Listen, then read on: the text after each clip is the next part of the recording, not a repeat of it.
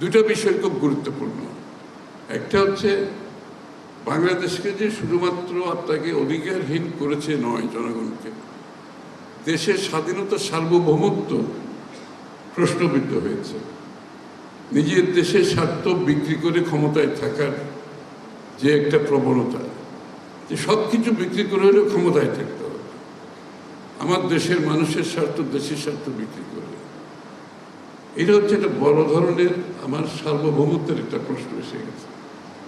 এই জন্য আমাদের একটা স্লোগান হচ্ছে মাননীয় প্রধানমন্ত্রীর, সবার আগে বাংলাদেশ। এই স্লোগানের পিছনে চিন্তাটা ছিল আর কিছু না, যে আমরা যত কিছু করি কিন্তু বাংলাদেশের কষ্টে, বাংলাদেশের স্বার্থের বিরুদ্ধে, বাংলাদেশের স্বাধীনতার সার্বভৌমত্বের বিরুদ্ধে কোনো কিছু করার কোনো সুযোগ নেই। এটা হচ্ছে প্রথম স্লোগান, সবার আগে বাংলাদেশ, বাংলাদেশের মানুষের স্বার্থে, বাংলাদেশের দেশের স্বার্থে।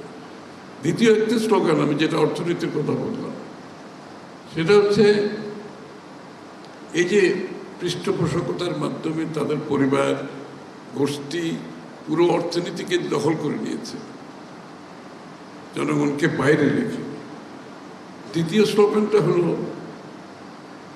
অর্থনীতিকে গণতন্ত্রায়ন করা, ডেমোক্রেটাইজেশন অফ দ্য ইকোনমি।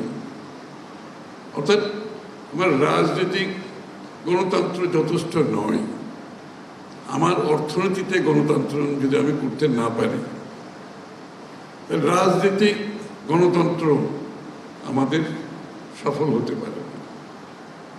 এবং ডেমোক্রেটাইজেশনের মূল চিন্তাটা হচ্ছে যে বাংলাদেশের মানুষ বাংলাদেশের অর্থনীতিতে সর্বক্ষেত্রে তারা যাতে অংশগ্রহণ করতে পারে, প্রত্যেকটি মানুষ।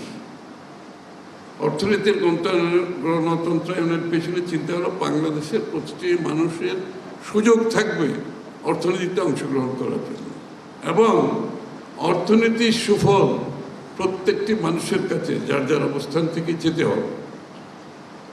এই দুটো স্লোগানের অনেক বেশি গুরুত্ব আছে।